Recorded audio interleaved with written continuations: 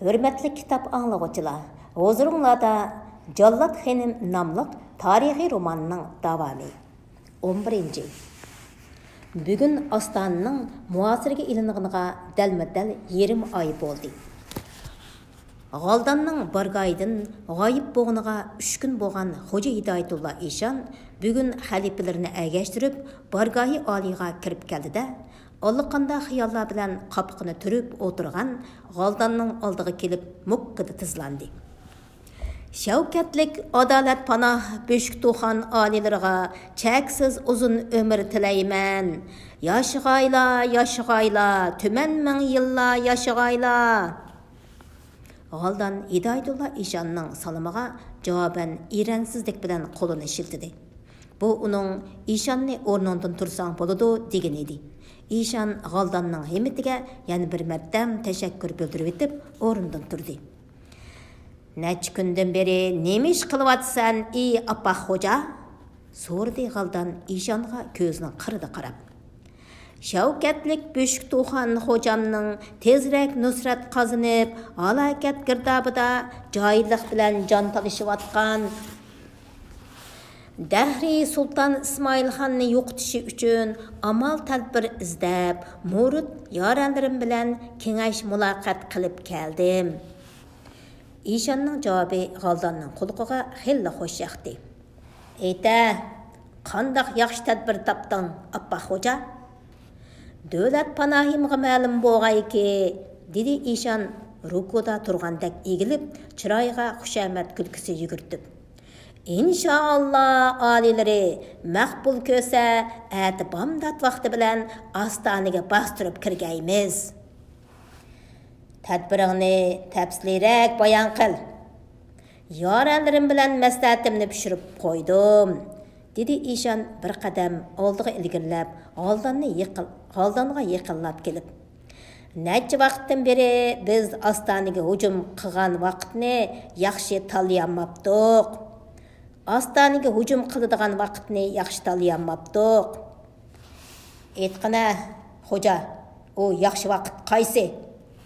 Şavkatlik Xan hocamga ma'lum bo'lg'ayki, ol yaxshi vaqt dal bomdod vaqtidir, dedi İşan ko'ngliga pukkan bu tadbirdan cheksiz suyunib. Xan hocam biz musulmonlarning bomdod namozini har qanday chaqda zinhar qazo qilmaydiganligimizni bilmiz kerak. Namazga mashg'ul bo'lgan odam boshqa har qanday ishni xiyoliga keltirmaydi. Mana bu Astanaga hujum qilishning eng yaxshi vaqtidir. At degan tong saharda Astanadagi 7 yoshdan yuqori ra'iyatning hammasi bomdod namozini o'tashga boshlaganda shaharning ichidagi muridlarim darhol harakatga kelib, Qalg'at darvosini ichib berdi. Biz bu aplik fursatdan foydalanib, besib kirimizda shaharni qo'limizga olamiz. Saydiya lashkarlarimi bomdod namoziga turamdi? Sordi Galdan İşanның bu tadbiriga toza ishonch qilolmay. Shundaq, Büşk Tuxan alileri sepil ustidagi ozg'ina lashkarlardan boshqalarining hammasi bomdod namozi o'taydi. Sening muridlaringchi? Xan hocamning g'albi nusrati uchun muridlarim bomdod namozini qazo qiladi, dedi İşan qilchilik qizarmayla. Neç günden beri lashkarlarining hammasini Saidiya tasarrufiga boshlab kelganligi uchun o'z ziminidan cheksiz Mo'ng'ul dalasidagi oltin taxtidan voyim yeb, jangning tez oyoqlashmaganligidan ichi pushib o'tirgan Galdan urushni tez oyoqlashtirib, Eron Qaburg'aga qaytishga oldirab qolgan edi. Shunga u Hidayetullah İşanning Qashqarni ilishda ko'rsatgan tadbirini nazarga elib, bu tadbirga ancha o'yinib o'tirmayla qo'shildi. Bo'ladi amisa, atki jang sening ko'rsatgan tadbiringchi bo'lsin. Lekin shuni unutib qolmag'inki, appa xo'ja, Astanani qo'limizga olsak, sen butkul Saidiya tasarrufiga xon bo'lasan. Men Jung'ariyaga qaytib ketaman. Sening bu elga xon bo'lish bo'lanmasliging atki jangga bog'liq. Shunga jangga butunlay sen qo'mondonlik qilasan. Men bir qism lashkarlarim bilan mushu qarorgohimdan midirlamay turaman. Navada şəhərni alanmay, ləşkərlərimə artıqca talafət yetkizdigan bolsang, aldımğa avu qat-qat matağı o'rvagan kallangni qo'ltiqingga qistirg'ash kel. Janobi xon xo'jam xotirjam bo'g'aylar, ata dal mush vaqtda ostonni sizga ikki qo'llab topshiraman. Butkul ostona xalqiga muborak qadamlarini qutlug'iltib nag'ri chaldirman. Hidoyatullo Eshon gapini tugitib, Molla Soqiga ma'nlik qarab qo'ydi. Shu hamon Molla Soqi sirtqa chiqib ketib, yuziga chumbal tortib olgan bir qizni boshlab kirdi. Eshon yugurib kelib, qizning yuzidagi chumparni sharttida elvatdi. Shu hamon chedir ichida amdila to'lin bo'lishqa boshlagan oy parladi. Ammo oyning buloqdek ikki ko'zi yig'idan ishib qizirib ketgan edi. Arzimas so'g'imizni qabul qilib, ko'ngil xushi qilg'aylar oliylari, dedi Hidoyatullo Eshon xushamat go'yliq bilan hijib. Ig'ir al-yatqu mahal. Ostondagi bir qism xoniqa, tunak xoniga xufiyona jam bo'lgan ashaddiy muridil hidoyatchilar xalifa suluk mas'ullarining oldida qasam ichishyotdi. Dahri Sultan İsmailxon janobi Sultanul Muhaqqiqin Qutbul Ahtabi Abbaq hojimizni shuncha yil surgun qilib, yoqi yurtlarda sarson sargardan qig'inni ozdab, mana endi piri buzurgimiz qaytib kelsa, shaharga kirgizmadi. Әті бамдат вақтыда қарауыллық қылыватқан ләшкерлерге hücum қылып, Ишан піріміз үшін шәһәрнің дәрвасын açımız.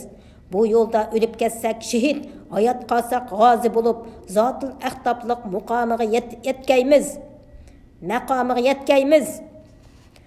Bamdatqa to'langan birinchi azam bilan yerim aydın biriqi urushvaymizda dakki-dukkida tirikchilik qilib kelayotgan ostona erkakları o'rindan turib, tarat idishtida birdan ikkidan bo'lib, ma'li masjidiga qarab eqishqa boshladi.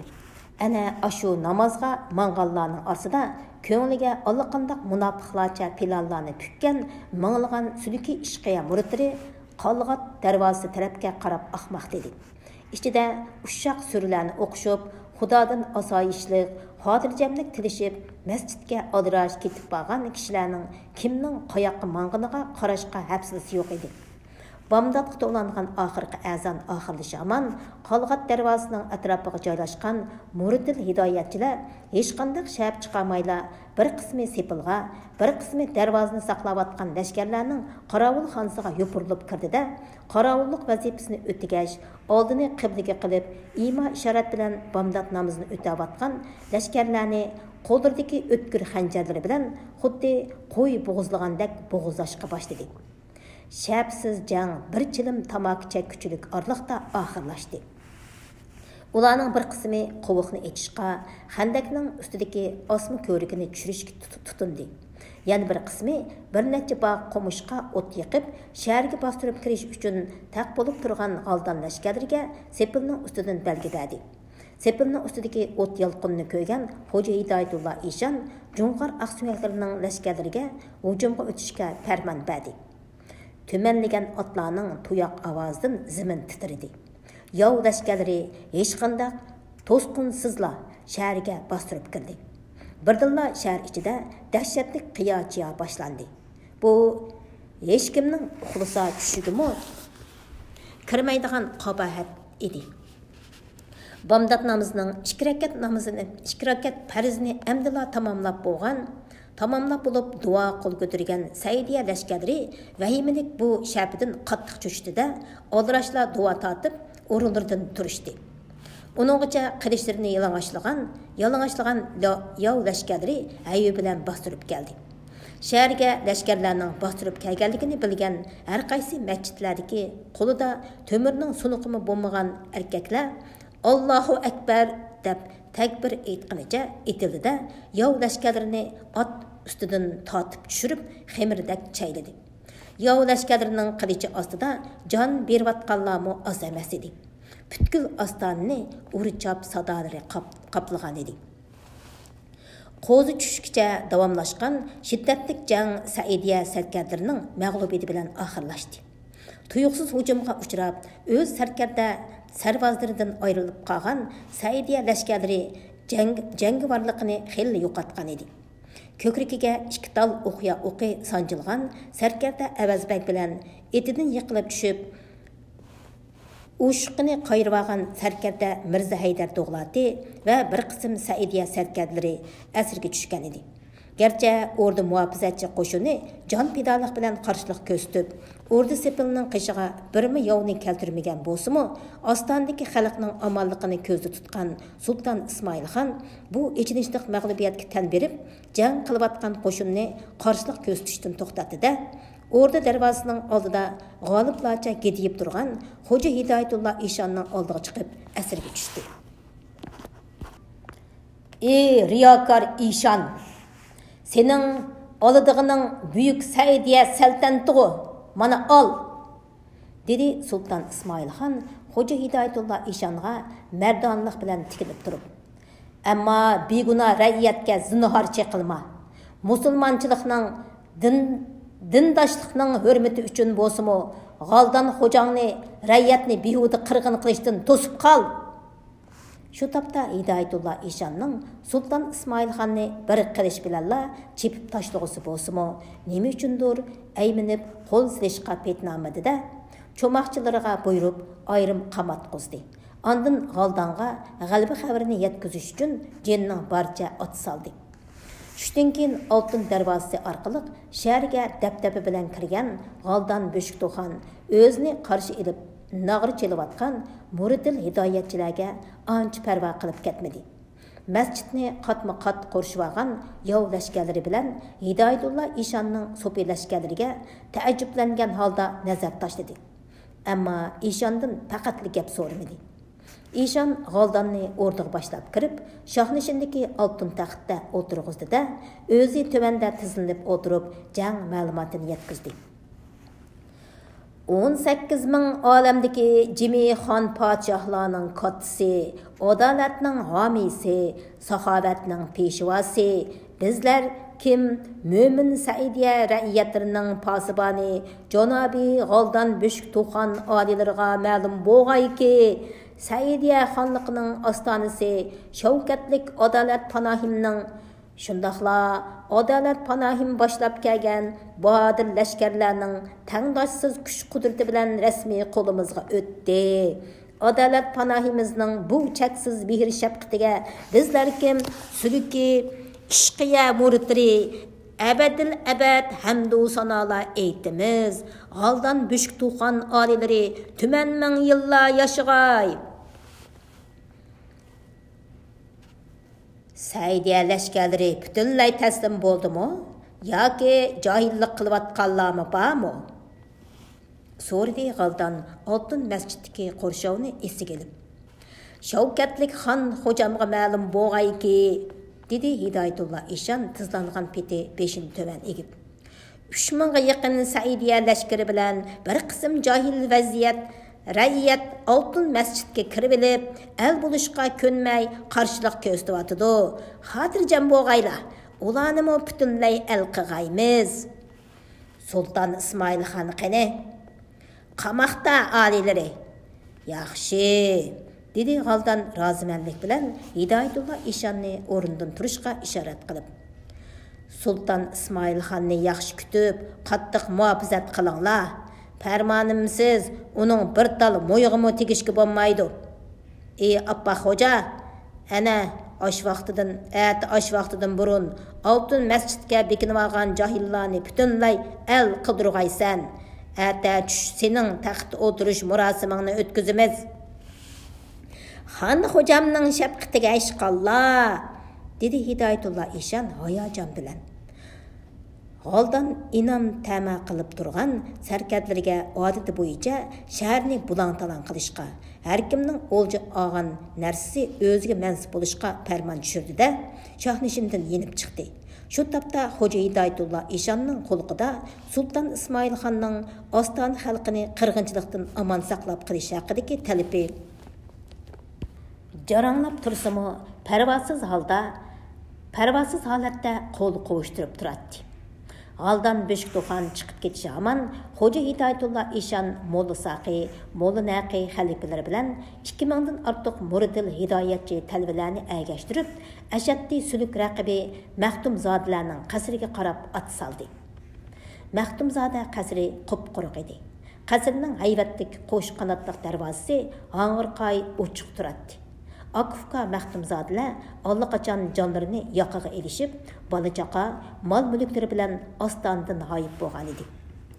Maxtumzodalardan qisos elish maqsadiga yetolmagan Xo'ja Hidoyatullo Eshon talva muridlarga ostandagi sulki Soqiya muridlarini qattiq jazolash, mol-mulklarini bulash haqida farmon tushirdi. Shunda qilib, ostona xalqi dahshatli qirg'inchilikqa uchradi. Bu qadimiy shaharning bag'ri behuda to'kilgan qonlar bilan qip-qizil bo'yaldi. Әтсі ош vaqti bilanmi Oltin masjidga bekinib olgan kishilarning joyliq bilan qarshilik ko'rsatayotganligini anglagan Hidoyatullo Eshon qahir g'azabga keldi-da, so'pi lashkarlarini ergashtirib Oltin masjidning oldiga yetib keldi. Musulmon qarindoshlarim, deb ot ustida vaz etishga boshladi Hidoyatullo Eshon. U yog'lama tilini ishqa silib, masjidga bekinib olganlarni aldash qasdiga tushgan edi. Buncha valla jahillik qilishna hajat. Jahillikni Janobi Allohmi kechirmaydi. Dahri Sultan Ismoil xonmi yavaşlık bilan shafqatlik G'aldan xonni xo'jamga irodat qildi. Sizlarmi masjiddan qaytib chiqinglar. Biz birlikda ul shafqatlik xon xo'jamning quyoshga o'xshash cheksiz mehr saxovatidan tang bahramon bo'layli. Munofiq Eshon, dedi degan sada anglandi masjid ichidan. Ham xiyol aylama. Biz sening riyokorligingga zinhor sherik bo'lmaymiz. G'aldan xo'jangning yolqini o'zing yolib ol. Bizga lolmi ittak, yashashdan o'lim afzal. Taxtda o'tirish murosimining tezroq o'tkazilishini kutib taqti taq bo'lgan Abba xo'janing sabr qachisi birdilla tashdi. Rastilla o'lmoqchimisizlar? Dedi jinning barcha vaqirab. Bo'pti, undaq bo'lsa sizlarni murodinglarga yetkazib qo'yay. Eshon gapini tugitib, so'pilariga o'tin yog'och akilib, masjidning temiga, o'g'isiga dövlashga farmon berdi.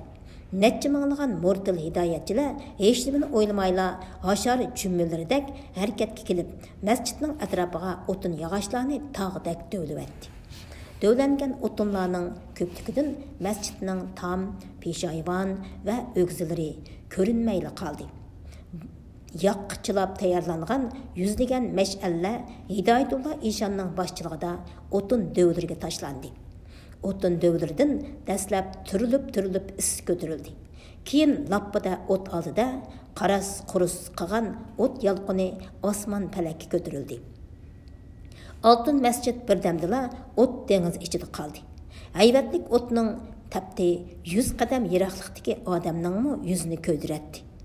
Uyg'ur me'morchiligining javhari mujassamlangan hayvatlik masjid va Sultan Abdurashidxon zamonasida masjidga yondashtirib silingan 360 eg'irlik taliblar yotiqi, darsxona, turlik ilm, hunar kasblar haqida yozilgan necha minglagan kitob risolalar saqlangan kutubxonni o'z ichiga olgan oltinliq madrasa bu o't dengizda butunlay kuyib kul bo'ldi.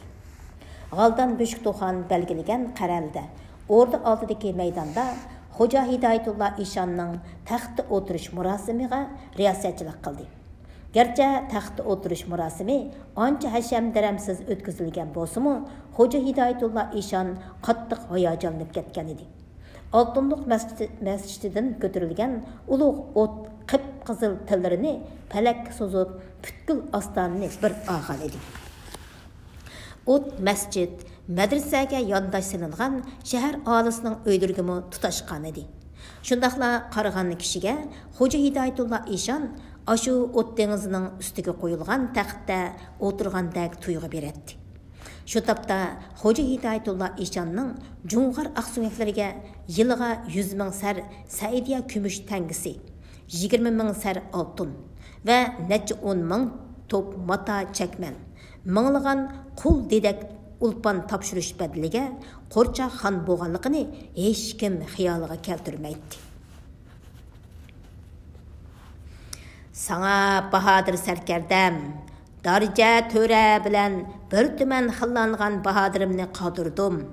Dedi ətsi xəzinni pak süpürüp Cunğariyaga qaytışqa təmşəlgən G'aldan oldıda tizilib qulduq budurvatqan Hidayetullah İşanğa qarab. Bu lashkarlar Xotanni itoatingga erishishingga tamamen yetidi. Ey Abbaq xo'ja, meni cheksiz sadoqating bilan har qachon ta'sirlantirgaysan. Qachonki sening sadoqatingdan chivinning qonitichilik gumonlandikanman. Sultan İsmailxon dush kelgan taqdir qismatdan hargiz qutlanmaysan. Hidayetullah İşan avval Allahni, Peygamber Resulullahni, ondan Sakyamuni, Amitabh Buddhani, Büyük Acari Dalai Lama Burhan Hazretini şepi keltirib, ming yerdan qasam ichdi. G'aldan Sultan İsmailxonni bola chaqalari bilan birga puxta yasalgan bir necha mapiga nazarband qilib, poytaxti Iran Qoburg'aga ilib mangdi. G'aldanning Sultan İsmailxonni o'tirish u yoqda tursin, o'zi bilan birga ilib mang'anni ko'rgan Abbaq xo'ja lam jim deyamidi. İsmailxonni asirga olgan aman o'tirib atmaganiga qattiq pushaymon qildi. Şu tapda o ilgari G'aldanning o'zini Iroqdan kontrol qilib turish uchun Sultan İsmailxonni o'tirmay Jung'ariyaga akatganligini ming bir mushaqqatda qo'lga keltirgan saltanat uchun G'aldanning qishida turgan Sultan İsmailxonning har qachon cho'ng bir xavf bo'lganligini to'liq tushunib yetgan edi. G'aldanni shahar sirtigacha chiqib uzitib qo'ygan Hidayetullah İşan aldirash o'rdaga qaytib keldi-da, o'rda oldiga butkul shahar xalqini majburiy yig'dirdi. Ondan asirga tushgan sarkarlarni bog'laqliq beti ochiq turdi. Bu asirlarning orasida sarkarda Avazbek bilan sarkarda Mirza Haydar Dug'latimi bor edi. Bu ikki amirni ko'rib, Xo'ja Hidayetullah İşanning yuragidagi adovat gulxonlari qaytadan yolib qo'lladi. Ey osi murtatlar, dedi u ikki sarkardiga masxirlik qarab. O'z vaqtida bizga osiylik qilib, Dahriy Sultan İsmailxonga xizmat qilganda bundaq oqibatga qilishinglarni o'ylamagan bo'g'aytdinglar. Ortiqcha ko'ranglab ketma, ey munofiq İşan, dedi sarkarda Avazbek g'azab bilan so'zlab. Bu sening haqiqiy g'olibliqing emas. Sening bizga bundaq gaplarni qilishga salohiyating to'shmaydi. Chunki sen munofiqlarcha boshlab kelgan Jung'ar oq suyaklarining yo'liqini yolaydigan bir lolmi ichsan xolos. Ishonmanki, sening sharmanda taqdiring texmi battar bo'ladi. Og'zingni yum, ey asi murtad, dedi Hidayetullah İşan ochiq haqoratga chidab, xuddi ko'kuyun chaqqan eshakdek chichangishib. Ölüm aldıda aqlingdan azgan bolsang, darhol esingni yig'ib ol. Mana men seni hozirla darg'a esishga farmon berman. Aytqina, bu mening g'olibliqim bo'lmay nima? Shundaq, bu vaqtliq g'oliblik, dedi Mirza Haydar Dug'lati so'z edib. Bu ba'ayni yolashqa o'rgangan lolmi ishning xo'jasiga tamanna qo'yib, bir nechini ortiq qavg'iniga o'xshaydi xolos. Bizni darg'a esishga farmon beralaydiganliging rost. Biz faqat bir qitimli darg'a esilamiz. Faqat bir qitimli o'limiz. Ammo sen o'z xalqingni setibatgan munofiqlarcha jinoyating uchun el ra'iyatning qalbidagi shayton la'inga o'xshash avloddan avlodgacha la'nat to'rigiga mixlanasan. Aytqina, ey munofiq İşan, shu topda qaysimiz g'olibkanmiz? Ikki sarkardiga gap tepib beramagan Hidayetullah İşan g'azabdan tatardi-da, jallodlarga buyurib, ularni eng vahshiy inson qalbidan chiqqan usul bilan qiynab o'tirgizdi. Boshda sarkarda boshqa sarkarda amirlarni birdek qilishdan o'tkazdi. Miladiya 1678 yılı küzde 120 ming kishilik Jo'ng'ar aqsuyaklari qo'shinni boshlab kelgan Xo'ja Hidoyatullo Eshon tarixda 180 yildan ortiq hukm surgan Yakan Saidiya xonligini og'dirib tashlab, o'zi qo'rchoq xon bo'ldi.